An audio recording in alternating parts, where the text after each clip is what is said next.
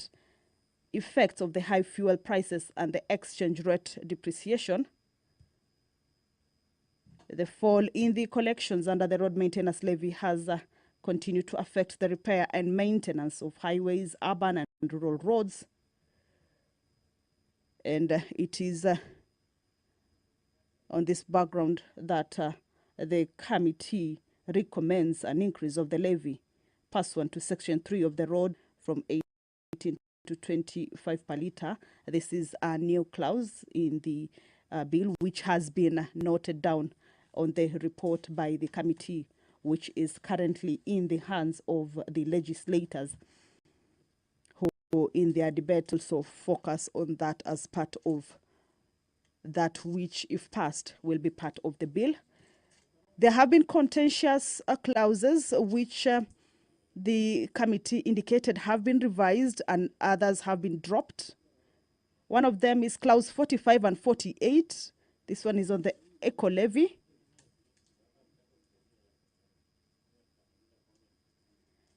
In the report, the committee notes that the purpose of the eco levy is to help redress environmental damage and pollution caused by the import of certain finished products into Kenya. In this regard, the committee observed that the levy should only be applied to imported finished products to protect local manufacturers who are currently subjected to extended producer responsibility. The committee observed that in line with the international best practices of the polluter pays principle, it is critical to ensure that the manufacturer of offending items contributes to financing the safe disposal of the products.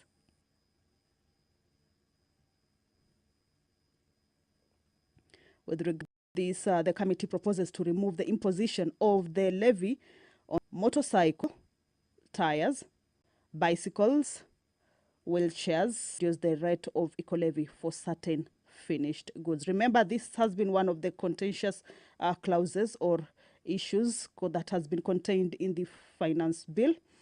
And even the legislators in their debate, most of them, or a bigger number of them, were using or rather sought clarification or even hailed the move by the committee with regards to the amendments to the eco levy. That is the Speaker of the National Assembly, Honorable Dr. Moses Wetangula. The mess is ahead of him. He is the one who will be presiding over this morning's sitting.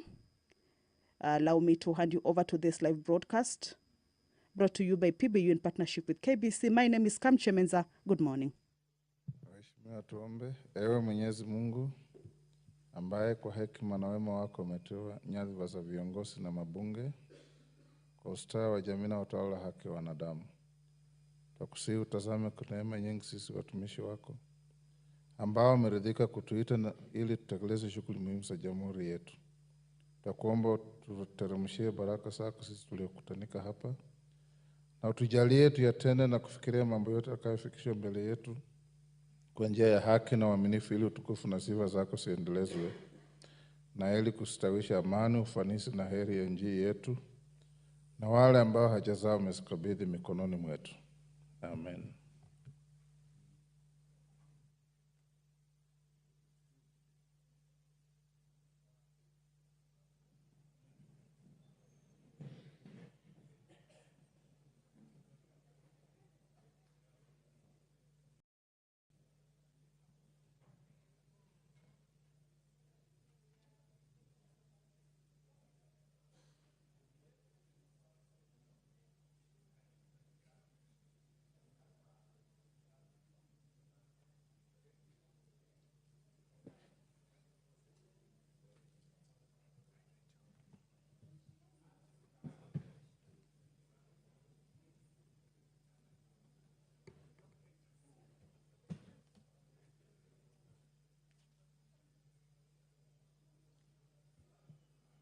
Honorable members, we have quorum. Order. We have quorum to transact business. I want to thank the House. I believe you will get that opportunity this morning to make your views known on the bill And I also want to recognize the level of decorum that has been exhibited in this debate. Members also, House Business directed and recommended that we will have a Tuesday morning sitting. So at some point this morning, the majority leader and minority leader will move a motion to get your approval for that sitting.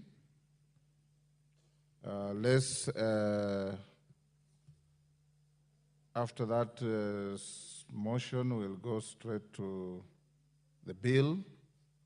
We remain true to the 5 minutes. Most of the issues have been canvassed. So if you have 1 or 2 points and you have an opportunity, you don't have to exhaust your 5 minutes so that many more members can be able to speak to the bill. Call out the orders. Yes, Honorable Wandai. Honorable Speaker, thank you very much for your guidance. And Honorable Speaker, I think so far so good, but we are facing some challenges, and perhaps I want to seek your guidance on this, or directives. Honorable Speaker, as you can see, the House is not full, and a number of members are finding it difficult to access the House. Personally, a number of members, as we speak, are finding it difficult to go through the police blockades to access the House. I've personally had to struggle to get to this House this morning. Honorable Speaker, what is the problem? The problem is that the entire Parliament precincts is cordoned off by people who appear to be police officers, Honorable Speaker. Honorable Speaker, we are living in a democratic country, and this House is a symbol of our democracy. No person in this country has got the authority to establish a blockade around Parliament, to cordon off Parliament. There is no state of emergency which has been declared, as far as I'm aware, under the Constitution. Under the Constitution. I am aware that on Tuesday or Wednesday, or yesterday, Tuesday I think, there were some demonstrations around Parliament and in the CBD. Very, very peaceful demonstrations by very, very young children who were unarmed throughout the demonstrations. In fact, the police who provoked them and eventually arrested very many of them who were innocent, took them to police stations, they spent the night there, and they were released unconditionally on free bond, Honorable Speaker. So what is it that is occasioning this overzealous approach by the police? Can the speakers direct the Inspector General of Police to withdraw the police officers who have made this Parliament to be like a military installation, Honorable Speaker? It is an affront to our democracy for this Parliament to be turned into a military installation, Honorable Speaker. Why is it that we are making this business of finance bill become a so serious a matter that the whole country comes to a standstill, Honorable Speaker? It's an issue that we must be addressed before today's business can proceed. I want to call upon my colleague members that we ensure that that cordon, that blockade is removed before we can proceed the business. Thank you. We cannot be making steps forward and then regressing as a country, as a democracy. Thank you, Minority Leader. Yes, Osoro. Thank you very much, Honorable Speaker. Honorable Speaker, we must appreciate our Constitution 2010, Honorable Speaker, and the independent offices that are provided therein. Honorable Speaker, the unit of the police, the National Police Service, is an independent institution. They do not take instructions from Parliament, don't take instructions from His Excellency the President, and they work independently to exercise their duty, Honorable Speaker. Can you repeat that? I was consulting with a member. Thank you, Honorable Speaker. Honorable Speaker, what I'm saying is we need to appreciate our democracies. The legislature is an independent institution. The National Police Service is an independent unit that does not take instructions from anybody. while we appreciate the right for every Kenyan to picket under Article 37 as provided by the law, Honorable Speaker, the police are there to provide security for even those who are picketing, Honorable Speaker. As we were moving around, Honorable Speaker, coming towards this house, Honorable Speaker, this morning, we have not seen, any barricaded roads across. What we see is our police officers basking in the sun and relaxing and waiting for those who want to picket to also provide them with security. They actually deserve security, Honorable Speaker. We have not seen anybody picketing. We've only seen police officers covering our areas and providing security for these honorable members and everybody around the streets of Nairobi, Honorable Speaker.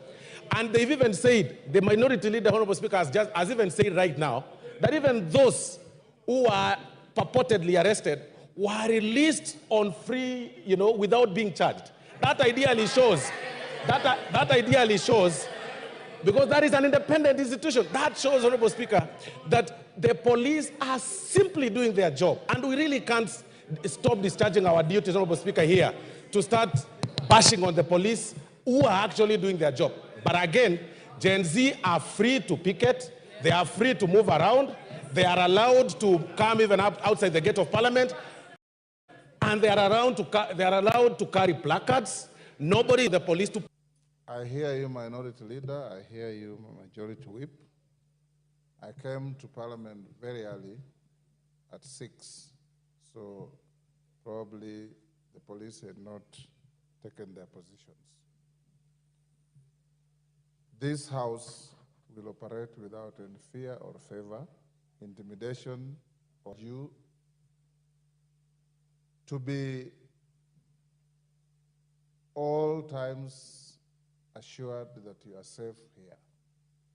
I'll direct the clerk and the sergeant to check with the police. Go to our orders. Order number 1, administration of oath. Order number 2, communication from the chair. Order number 3, messages. Order number 4, petitions. Phyllis Barto.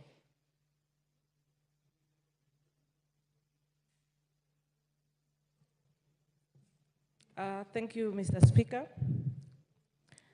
I, the undersigned, on behalf of the residents of Moiben constituency, draw the attention of the following, of the House to the following.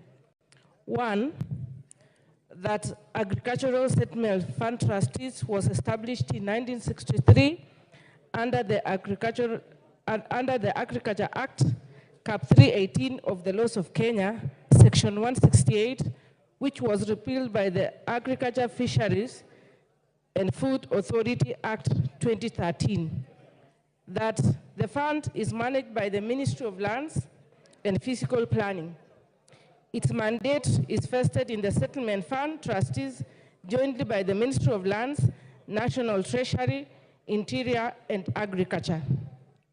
That the Elgeyo Border Scheme Settlement Scheme is among the schemes established under the fund in 1963 for agricultural development and purchase of land with an initial capital of 5,000 aimed at facilitating settlement and development in the region.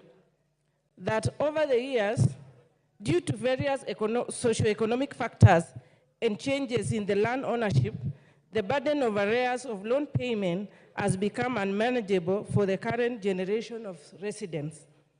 That many families inherited the debt without the corresponding assets or resources to repay it.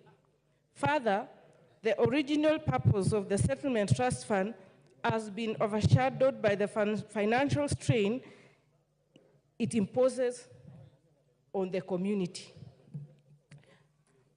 That the debt incurred by the Elgeyo Border Scheme has grown exponentially over time, surpassing the initial capital of Kenya shillings 5,000, hence becoming a significant barrier to the economic progress and the well-being of the community by hindering their ability to invest in essential infrastructure, education, healthcare, among others. That the residents have over the years received demand notices regarding the arrears of the loan payment with possibilities of repossession of the land if the outstanding amounts are not paid, and that the issues in respect of which this petition is raised are not pending before any court of law or any constitutional or legal body.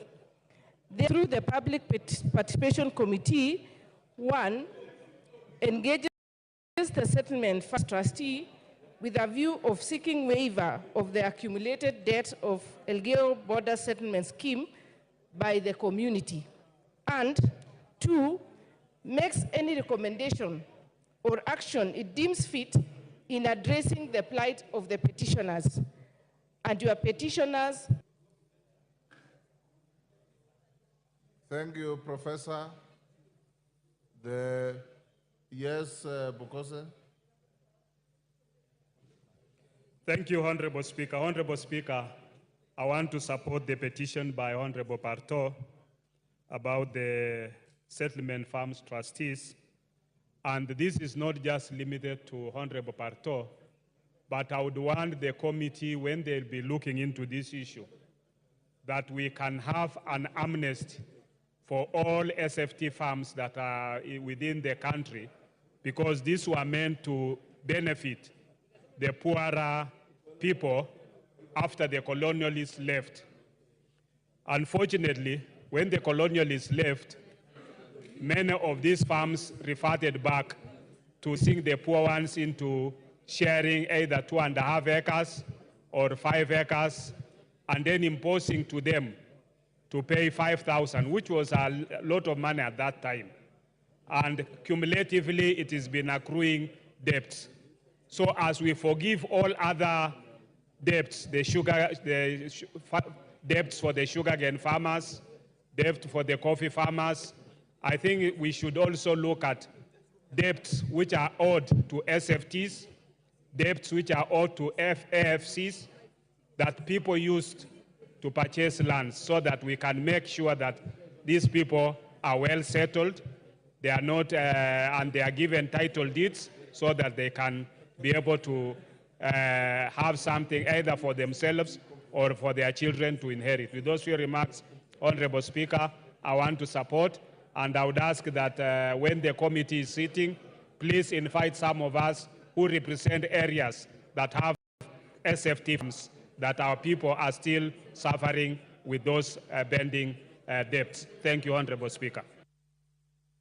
Thank you. The petition is committed to the Public Petitions Committee to report back within 60 days. Next. Order number 5, papers. Majority Leader. Thank you, Honorable Speaker. Honorable Speaker, before I lay this paper, if you allow me, I want to sincerely thank you, Honorable Speaker, for the way you conducted this session of yesterday. Yes, yes. I want to commend you, Honorable Speaker. If I get your full attention, I'll be very happy. I want to commend you for conducting the debate yesterday and actually sitting throughout. I watched you rise at 9. I think we need, if it was any other place, I would have requested we give the Speaker a standing ovation. But because this is Parliament, let's give him a stamp on our foot to appreciate him for the good job. And the way you conducted, there was danger that it would spiral into something else. But Honorable Speaker, you managed this House very, very well. And members also for the decorum and respect that we have for each other and for the Speaker. I want to thank you sincerely, Honorable Speaker, and Congole for that. Honorable Speaker, now I beg to lay the following papers on the table of the House today, Thursday, June 20th, 2024, in the morning sitting. Annual report and financial statements for the financial year 2022-2023 from the Commission on Revenue Allocation, and 2, Kenya National Shipping Line audited financial statements from the Ministry of Mining, Blue Economy, and Maritime Affairs. I beg to lay, Honorable Speaker. Thank you. Thank you, Deputy Majority Leader. Next. And thank you for the compliment. Order number 6, notices of motion. Order number 7, questions and statements. There are 2 requests for statements. One from Monica Marubu, Women Rep Lamu. Go ahead. Thank you, Honorable Speaker. Honorable Speaker, pursuant to the provisions of Standing Order number 44, 2C, I rise to request a statement from the chairperson of the Departmental Committee on Transport and Infrastructure regarding the status of compensation for fishermen in Lamu County. Honorable Speaker, for over a decade, fishermen have been engaged in legal battles and rigorous vetting processes to receive compensation after being displaced by the Lamu Port 3-berth project, also known as the Rapset project. The project area was primarily a popular fishing ground for the local fishermen who are able to use their rudimentary fishing equipment. However, due to the effects of dredging, destruction of coral reefs and mangrove forests, which led to murky waters, the fish population and locations were affected, thereby displacing the fishermen from the area. Moreover, the High Court of Kenya held the project dispute disrupted the cultural and economic activities of the local fisher community, and they were to be rightly compensated. Honorable Speaker, while we appreciate the efforts made by the government by initiating the compensation process, it is regrettable that there are significant concerns regarding the criteria used to verify the fishermen to be compensated. Further, in addition to the fair compensation, the government was to implement a comprehensive fishing value chain approach to ensure the sustainability of the local fisher community. Honorable Speaker, it is against this background that I seek a statement from the chairperson of the Departmental Committee of Transport and Infrastructure on the following. Number 1, can the chairperson provide details of the fishermen set to receive compensation, including their areas of residence and fishing grounds, and state the criteria used for the verification process? Number 2, can the chairperson state the measures in place to ensure that only fishermen from the affected fishing grounds and local fisher community receive compensation, and provide timelines for completion of the compensation process? Number 3, and finally, can the chairperson explain why the government is yet to implement a fishing value chain approach to boost the fishing industry of the area, considering that compensation provided for the fishermen does not provide a long-term solution, hence jeopardizing the sustainable source of livelihood of the fisher community in Lamu County? I thank you, Honorable Speaker. Thank you. Chairman, Transport and Infrastructure. Any member of that committee? Transport and Infrastructure Majority Leader, direct them to bring a response in 2 weeks. Ben Chonga.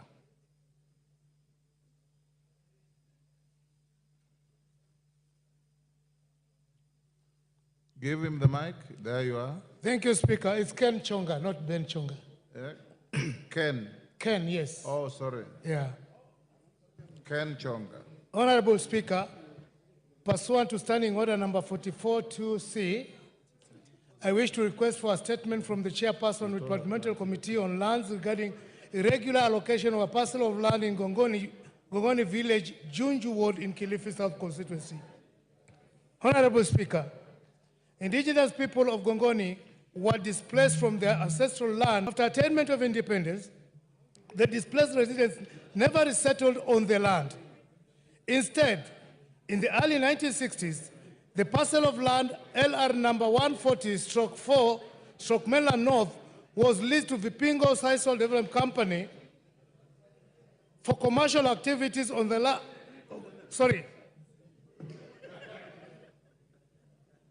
The parcel of land LR number 140/4/Mainland North was leased to Vipingo Sisal and Leasing Company.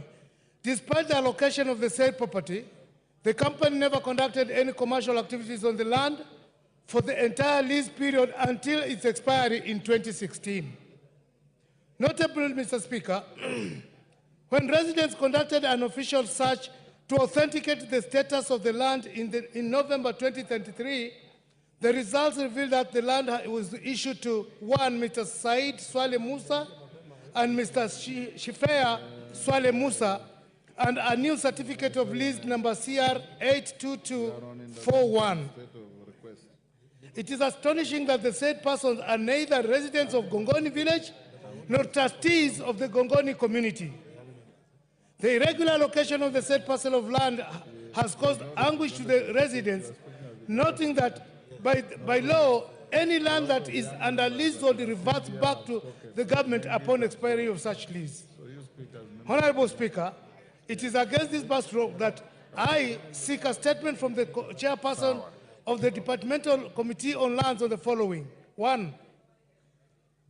Under what circumstances was LR number 140/4/Mena North registered in the name of Mr. Saidi Swale Musa and Shifaye Swale Musa despite being community land? 2. What is the status of investigation into the irregular allocation of the said parcel of land? 3. What measures will the Minister of Lands put in place to revoke the allocation of the said land if found in contravention of the law and revert the same to Gongoni community? I thank you, Honorable Speaker.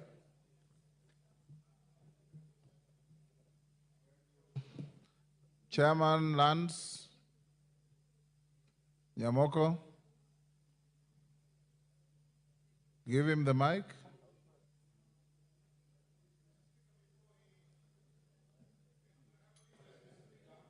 Yes, member for Changamwe. Give Nyamoko, take your seat.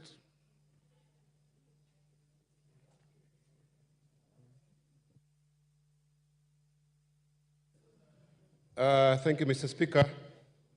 I want to express an interest in this matter. The said land belongs to our family. We have a title deed, genuine one, and the honorable member is aware that we own that piece of land. The so-called Shifea side are actually my cousins. So I wish to state very categorical here that this land belongs to us and we have a title deed, which is a genuine title deed. And the honorable member is aware. Thank you, Mr. Chairman. Mr. Speaker. Moko. Thank you, Mr. Speaker. Mr. Speaker, we'll give a response in 2 weeks' time. 14 days. Next order.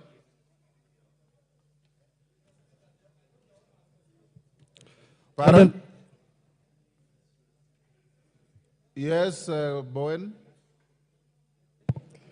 Mr. Speaker, I thought the owner of the land has already responded. I don't know if there is need for the committee again to go look into who is the owner of the land when the owner is already here and he has said that the land belongs to him. Is there a need for the committee again to go and look who is the owner?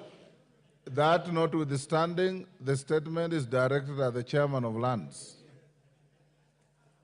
He has to come and respond. Next order.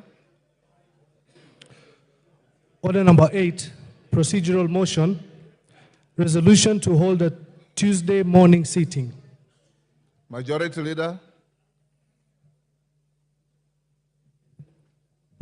Thank you, Honorable Speaker. Honorable Speaker, I beg to move that pursuant to the provisions of Standing Order 33C, this House resolves to hold a morning sitting on Tuesday, 25th June 2024, commencing at 9:30 a.m. for purposes of considering priority business. Honorable Speaker, members will realize we have very crucial business ahead of us today, top among them being the continuation of the finance bill. Honorable Speaker, I must thank the Gen Zs also, because, Honorable Speaker, for the first time in the history of this House, especially this 13th Parliament, at 8:30 a.m., not less than 50 members were already logged in. So if not for anything else, the Gen Zs have made members of parliament to report to work very early. And it's a good thing. It's the beauty of our democracy, Honorable Speaker. And now that we reported this early, Honorable Speaker, to contribute to the finance bill, I am certain if you look at the numbers, we may not have enough time to finish with the finance bill today and move on to the IEBC amendments from the Senate. And members will understand how crucial that business is. So we want to make sure that we have adequate time to complete the finance bill, the committee of the whole, without anticipating debate next week, and also be able to complete with the IEBC amendments from the Senate in time before we progress to the short recess that is due the following week. And Honorable Speaker, you are aware, next week is the last week of this month, and we ought to have passed both the finance bill and the appropriations bill that are also lined up next week, which I will be speaking to later this afternoon during the usual Thursday statement. I therefore wish to appeal to members to support so that we have adequate time to process all this business. And I wish to request, I beg to move and request the Leader of Minority to second. The Honorable Speaker, I wish to second, and for the simple reason that I consider the matter of the IBC so crucial that we cannot afford to delay it any further. And therefore, let's proceed in the manner proposed by the Leader of Majority. I second. Order, honorable members on their feet, take your seats. Honorable members, I now propose the question, which is that pursuant to the provisions of Standing Order 33C, this House resolves to hold a morning sitting on Tuesday, 25th June 2024, commencing at 9:30 a.m. for purposes of considering priority business. Put the question. Yes.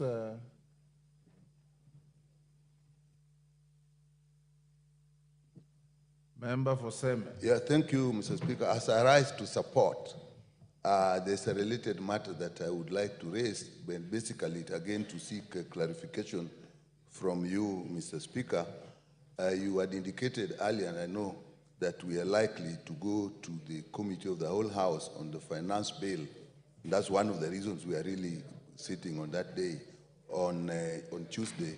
But also, you indicated last evening that those who want to make amendments should have their amendments in by 1 p.m. today.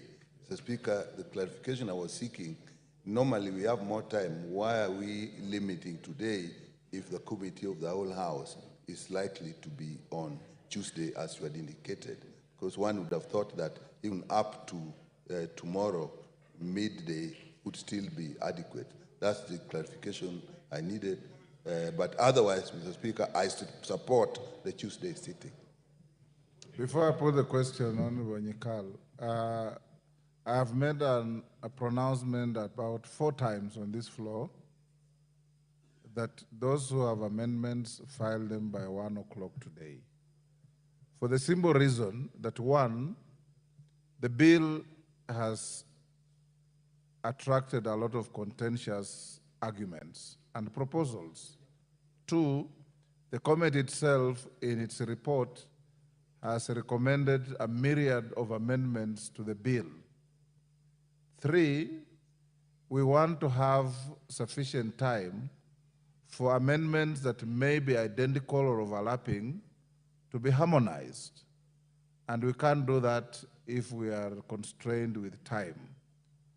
4, if you are speaking for yourself, you are the sort of member of parliament who I know would draft an amendment before the bill is even moved. Oppresses any member, and since the time I started making the pronouncement, no member has raised any reservation, Dr. Nyikal. And I believe your reservation is not only unhelpful, but will just draw us back, will not be helpful. Yes. Yes, Majority Leader. Thank you, Honorable Speaker. I wanted to add to your 4 points. Yes. 5, since you got up to 4, is that this is a money bill. And being a money bill, in line with Article 114 and on standing orders, all the amendments that members will be proposing must be shared with the National Treasury for concurrence. And therefore, if we allow more time, then there will be no time for the back and forth between the National Assembly and Treasury. Thank you, Honorable Speaker. And you should actually appreciate the Speaker, because ordinarily, the office that receives amendments will just tell you it has been closed. At least I've given you sufficient notice on the direction of time.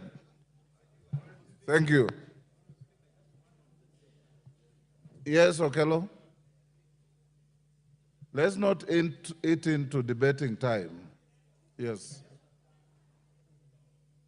Give Okello the mic.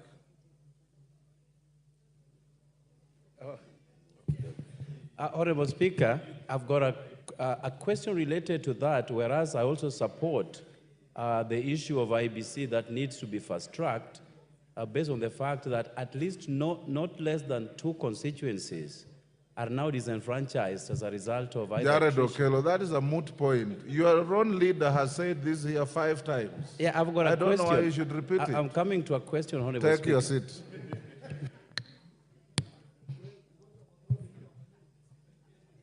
If you want to use up your leader's powers, the Speaker will not assist you on that.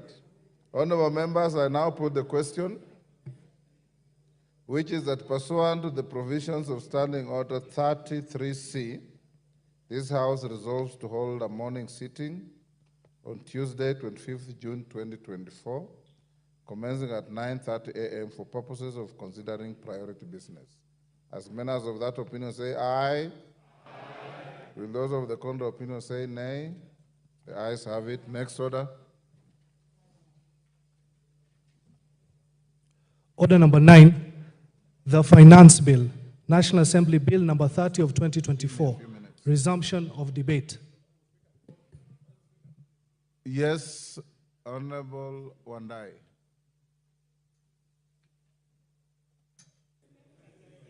Why? His mic. Eh?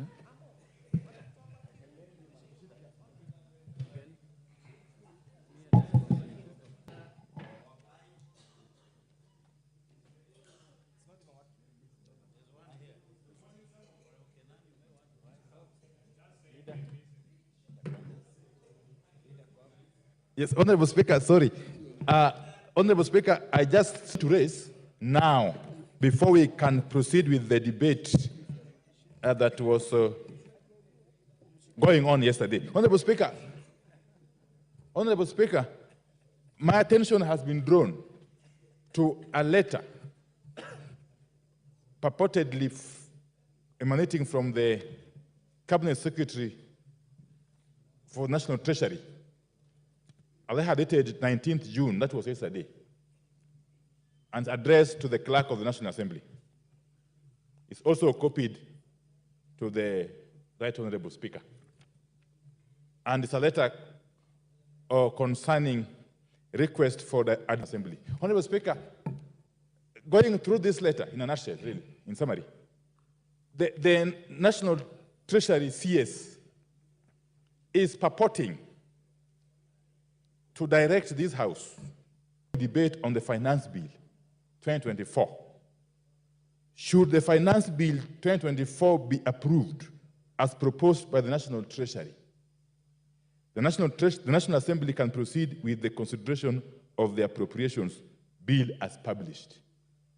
However, if the revenue-raising measures contained in the Finance Bill are not approved by the National Assembly, there will be a like in order to remain within the provisions of the law. I'm just paraphrasing.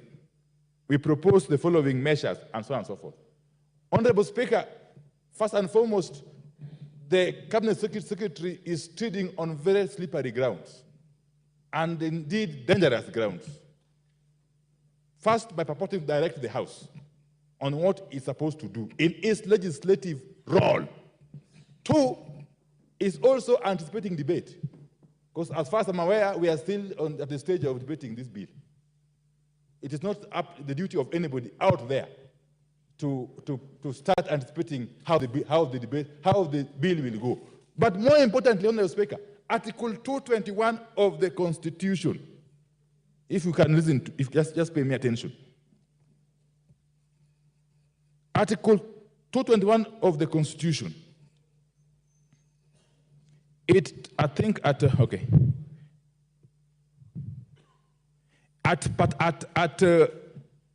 Article 6, it says that when the estimates of national government expenditure and the estimates of expenditure for the judiciary and parliament have been approved by the National Assembly, they shall be included in an appropriation bill which shall be introduced into the National Assembly to authorize withdrawal from the Consolidated Fund, and so on and so forth.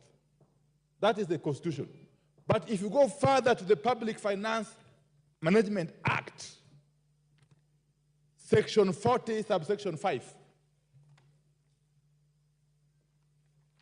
it says, and I want just to read quickly, that any of the recommendations made by the relevant committee of the National Assembly or adopted by the National Assembly on revenue matters shall, among other things, ensure that the total amount of revenue raised is consistent with the approved fiscal framework and the Division of Revenue Act. What am I saying? If you read the Constitution at Article 221(5), together with the Public Finance Management Act, Section 40, Honorable Speaker, subsection 5, you arrive at the conclusion that the appropriations bill can only be informed by the estimates, not by the finance bill, Honorable Speaker. That the appropriations bill can only flow or emanate from the estimates that we have actually approved last week also in this House. So what, therefore, is the CS purporting to say here? He's saying that if we don't approve the finance bill as in the form it originated from, I think, National Treasury, we shall have, therefore, to review or change the appropriations bill to conform with the finance bill as passed. Honorable Speaker, my submission is that it is the bill, first and foremost, we need to know from the chair of the Committee on Finance. Because the work of the Committee on Finance is to look for ways to raise money to finance the budget that has been passed. Are they saying that they were unable to look for money to finance the budget that we passed last week? If so, the logical thing, Honorable Speaker, is to do a supplementary budget. That is the only logical thing, not to do what the CS is purporting to direct us to do here. So what I want to ask you, Honorable Speaker, first and foremost, is to call the CS to order. To order from your chair. He cannot be seen to be supervising this House. In other words, actually, he's trying to put pressure on this House to act in a particular manner. Yes. The CS of National Treasury, who is not elected by anybody, as far as I'm concerned, is purporting to supervise this House in its legislative role. Something that flies in the face of the Constitution and the relevant law, Honorable Speaker.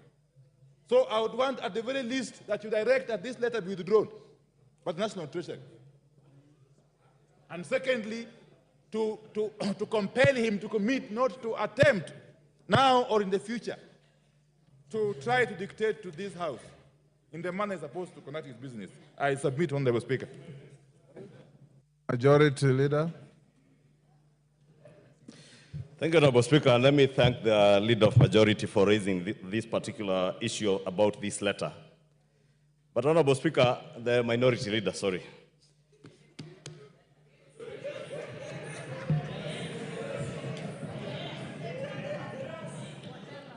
Honorable Speaker, you know, they say any name can raise a baby. And today you are the majority, tomorrow you can be the minority. There's absolutely nothing wrong with me, the slip of the tongue, referring to the Honorable Pio Wandai as a leader of majority. At times I've had people, the slip of the tongue, refer to Junet as a majority whip. At times I am referred to as a minority leader, majority whip. Any name is a name, provided we do what we are here to do. And Honorable Pio will tell you, in the last parliament, when you were with him here, the majority side, that was Jubilee, became the minority and had to depend on the minority side in its own government to pretend to be the majority. The leader of majority then, the Honorable Kimunya, the last 2 years, was the leader of the majority, but was actually a leader of the minority from the majority side. Because the Honorable Aden Duale, who was a ranking member like the Honorable John Buddy, was the leader of the majority on the majority side. But moving on, Honorable Speaker, I was thanking the Honorable Pio for raising this issue because it's important that we all get to an understanding not just of the import of this letter, but the import of all the proposed amendments that we will do to the finance bill, Honorable Speaker. And it's good that when you are responding to the Honorable Nyikal, you did point out some of those issues. And principally, Honorable Speaker, the last point that I added, that this being a money bill, we must get the concurrence of the National Treasury. And there is reason as to why the drafters of our Constitution, Article 114, put that particular provision of concurrence with the National Treasury. Honorable Speaker, if you read that letter, it points to provisions of the law as it is. Professor Ndungu, who assigned this letter, is not referring to anything that is outside of the law and the provisions of our Constitution. He refers to Section 39(4)(c) of the PFM Act, which requires that any increase in expenditure in a proposed appropriation is balanced by a reduction in expenditure in another proposed appropriation. Honorable Speaker, he goes on to quote Section 45 of the PFM Act and other sections of the PFM Act that indicate that if we are to reduce the proposed revenue estimates, Honorable Speaker, then concurrently, and I said it on Tuesday, something must give in. If we reduce taxes that are proposed to be the revenue-raising measures to finance the budget that we have adopted, then we must find a way of either reducing expenditure, the expenditure side, because if you don't do so, what you will do is increase the fiscal deficit. It is this House, Honorable Speaker, and I was hoping the Honorable Juguna Ndungu had pointed to it, and I see he hadn't, that we passed a debt ceiling in this House. We cannot go beyond that which we have passed in this House. The National Treasury cannot borrow beyond a certain point, a ceiling that we have set by law in this House. And therefore, if we're asking that let us reduce the revenues, but don't touch the expenditure side, what we are doing is simply telling the National Treasury, increase the fiscal deficit against the law. And we cannot act against the law. I know we are the lawmakers, but we are not allowed by the Constitution to act ultra vires the Constitution. Therefore, Honorable Speaker, what the Cabinet Secretary, it could be a preemptive. It could be preemptive, that I want to agree with the Honorable Pio.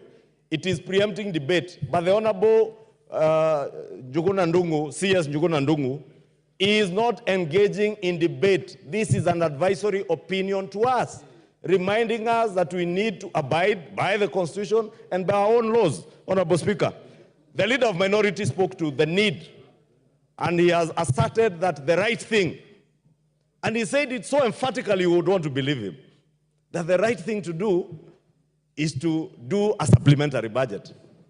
That is the wrong thing to do. It is the wrong thing to do, Honorable Speaker, because you cannot begin from a mistake and say now we will break the law at this particular stage, then we will fix it with a supplementary budget. Supplementary budget should only come in once we have in the first instance, are bound by what is provided for in the law, we have not burst our fiscal deficit as stipulated under our PFM Act, and if in the course of implementation of this budget, there are additional expenditures that then would lead to a bursting of that fiscal deficit, then we call for a supplementary budget. But we cannot say that at this point what we should be doing is a supplementary budget. What shall we be supplementing if we are even yet to pass the appropriations bill?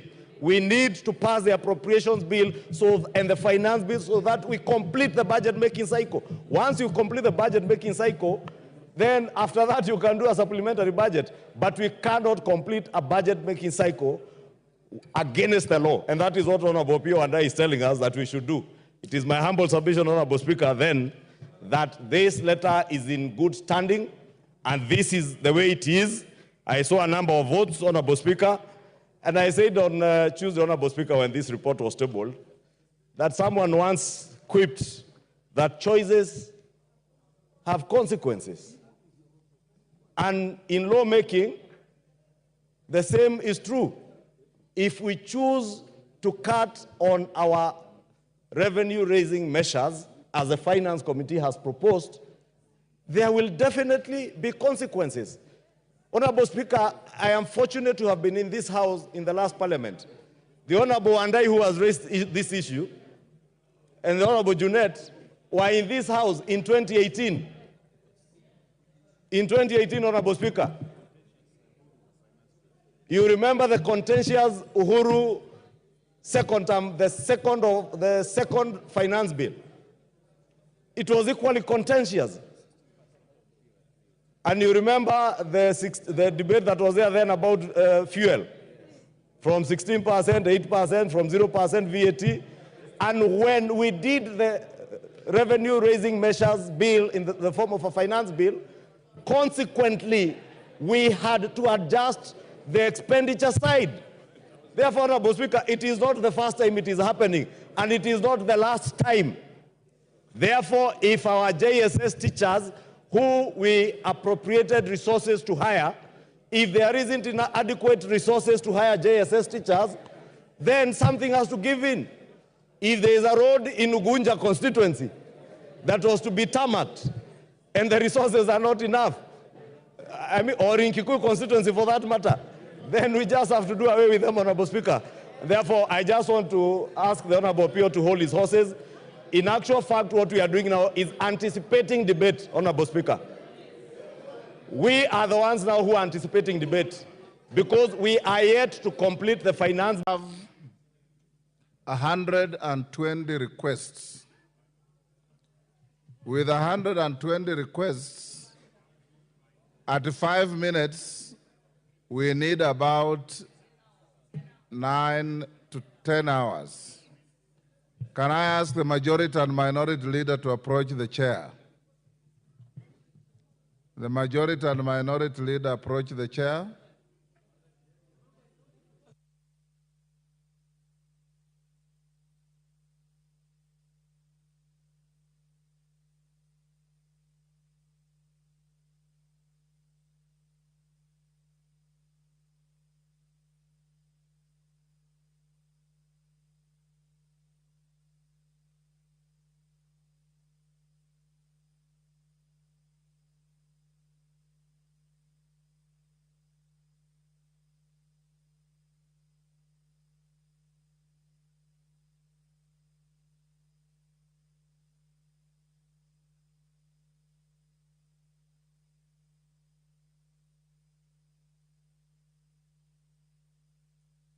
Order, honorable members. Order. Wangela, take your seat. Order. Badi, take your seat. Order, honorable members. Honorable members, I want us to proceed as follows. We have Honorable Zambia, who has 3.5 minutes to go. I've told you how many of you have keyed in. At 7 a.m. this morning, 50 members had already keyed in. That shows the intensity of interest in the bill. We will start the debate now up to 1. In the afternoon, I'll give you 1 hour from 2:30 to 3:30. We will not need Honorable Bukose to call for the mover to reply. The mover will be called by the Speaker to reply at 3:30, whereafter we shall go to vote. I've consulted with your leadership on whether we should go on with 5 minutes and cut off at the hours we have agreed, or allow more members to contribute by truncating the time to 3 minutes. If you agree to 3 minutes, we can truncate the time to 3 minutes so that more members can speak. Is that all right with the House? I put the question that the time for contribution be reduced from 5 minutes to 3 minutes. As members of that opinion say aye. Aye. Will those of the contrary opinion say nay? Nay. The ayes have it. Secondly, honorable members, I encourage you to desist from raising frivolous points of order, because some members have been raising points of order that are completely far from points of order. Yes. The next members I call, you will be taking 3 minutes. Members, you also keyed in very early, but sometimes the chair may not necessarily follow the list because you find like you have 10 members in a row from one side. We have to balance the House. So we will be jumping and zigzagging in the list to make sure there's some balanced representation on the floor. Zambia, go on. Thank you, Honorable Speaker, for this opportunity. Honorable Speaker, we have a responsibility as a House to protect the interests of our Kenyan citizens. Honorable Speaker, I totally oppose this finance bill. Reasons being that, Honorable Speaker, we understand that the motor vehicle tax, edible oil tax, among others, have been deleted. But, Honorable Speaker, there are so many hidden taxes. Even further, if we consider passing this bill, all time, and Honorable, we have come to understand that most of the industries are closing down, making it not possible to keep on employing more of the Kenyan citizens. And Honorable Speaker, when we talk of the NDF, there are so many, Speaker, and as the government, when you talk of the hustlers, the borders, the mamambokas, it is very clear that it is Kozita getting.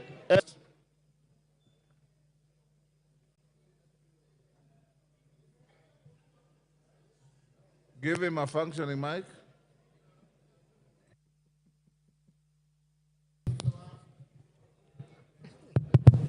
Thank you, Honorable Speaker, for giving me this chance to contribute to this very important bill that is in front of us.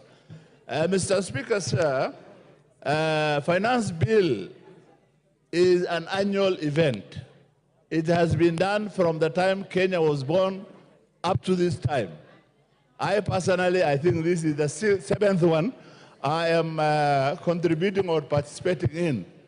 And therefore, we all know that without finance bill, there will be no government activity. If you don't pass finance bill and allow the government to continue with its activity, there will be no government activities.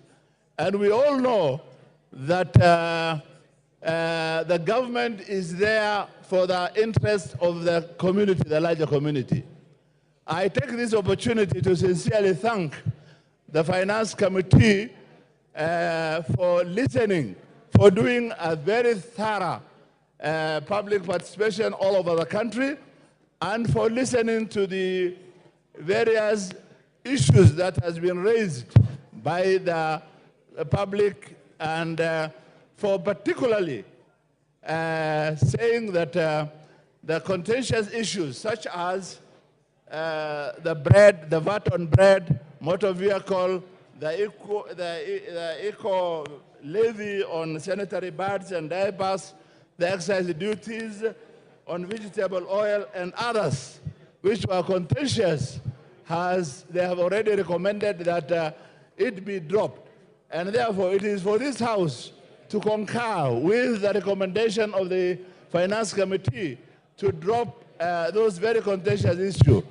I have been called by my constituents so much, but as I explained to them what has been dropped, and particularly the finance bill is looking at putting 1 billion shilling for restocking.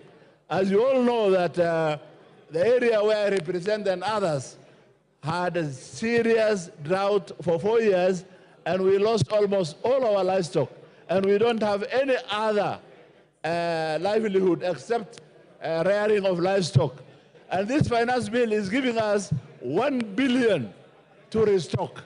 That is a very big gain, and my constituents have told me that to make sure that 1 billion is protected. Honorable Speaker, sir, there are very important gains in this finance bill, particularly. Your time up, Irene Mayaka. You have 3 minutes, so compose your thoughts and compress them quickly. Thank you, Honorable Speaker. Honorable Speaker, I take this opportunity to emphatically reject the finance bill. And Honorable Speaker, one of the things that I just want to say and make very clear is that we should not subject ourselves to the pressures that are being implemented by the IMF on funding conditions that they are giving to this country. Honorable Speaker, I want to thank the Gen Z and the people of Kenya because they exercise their rights under Article 1 and 2 of the Constitution, together with Article 37 of the Constitution. Honorable Speaker, in my quest to reject the finance bill, one of the things that I just want to say very clearly, I keep hearing members telling us that we need to start using locally manufactured sanitary towels, and especially to our male members. I just want to tell you, stop taking Panadols for our headache. Locally manufactured sanitary pads are not of good quality. You cannot expect young girls out there to use pads that will make them have infections and such like things. Honorable Speaker, some of the clauses that I really want us to look into and come and also reject is, for example, clause number 63 that talks about KRA having access to our information. Clause number 23 that talks about amateur sporting association being added additional tax. Honorable Speaker, some of the repercussions that we will have as a country if we continue with this finance bill is that we are making our investment climate to become a very unpredictable one. We will make our country not be and have appetite for investments from foreign investors and local investors.